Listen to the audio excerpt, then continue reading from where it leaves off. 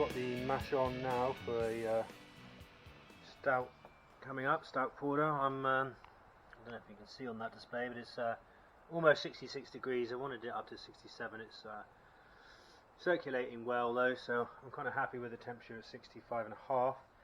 What I really wanted to show you is this black malt that I'm going to use for stout. I've got about 300 grams here.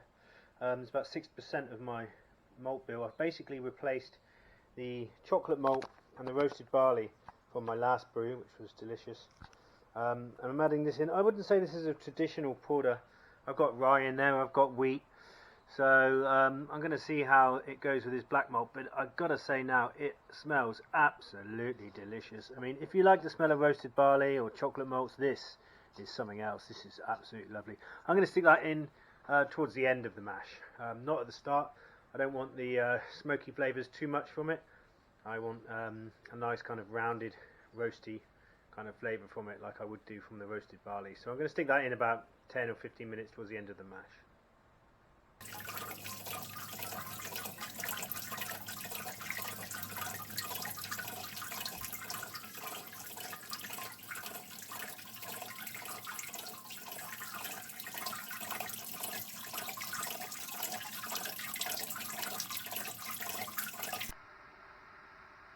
Just a quick look at some of the hops as well. I've got a bit of juice left over from my Dark Farm hop club here.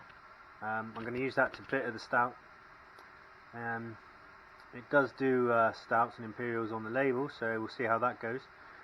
And I've got some Fuggle for the flavour as well. I've got about 30 grams of Fuggle to chuck in late boil, and 20 grams of juice to give it, you know, a bit of bitterness, not too much. I don't want the citrusy flavours from it particularly. And there is the Fuggle hop, 27 grams left over from the last brew.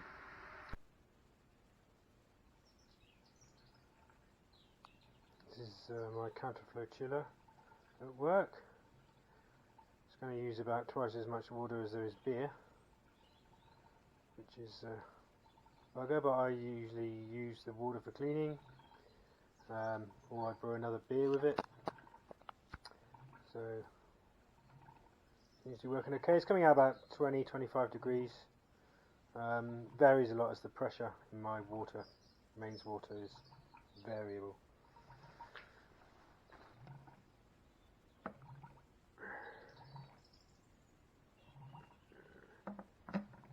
Bit of air trapped in the system there, bubbling away, but it's life.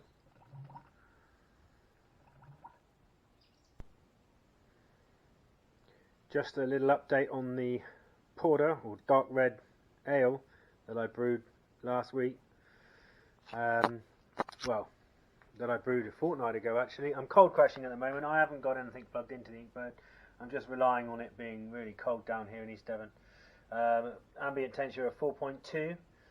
I'm going to leave it in the fridge to try and drop it to 2 degrees overnight and then bottle that up tomorrow.